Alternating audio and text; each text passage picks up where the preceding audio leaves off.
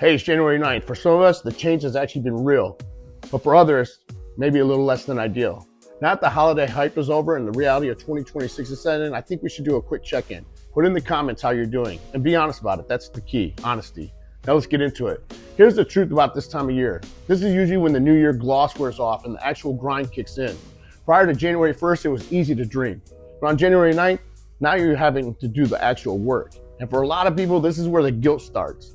Maybe you've already missed a day or two or three. Maybe you fell back into an old habit. Maybe the vision you wrote down just 10 days ago feels still a million miles away.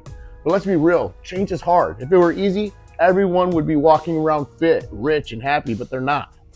We have this delusion that the path to greatness is a straight line like a rocket ship taking off. It's not.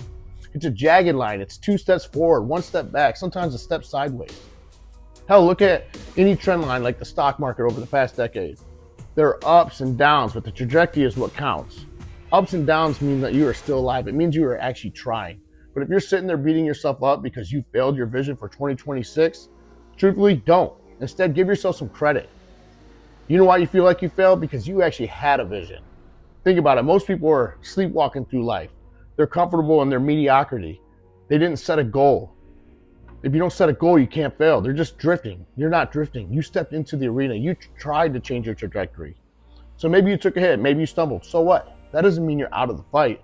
It just means that you're actually in a fight. The only people who don't stumble are the ones who never move. So assess where you are. Be honest about it. If you messed up this week, own it. Learn from it. But don't let a bad week turn into a lost weekend. Don't throw the next 2 days away just because the last 2 weren't perfect. You actually had the courage to set a vision and actually start. That takes balls.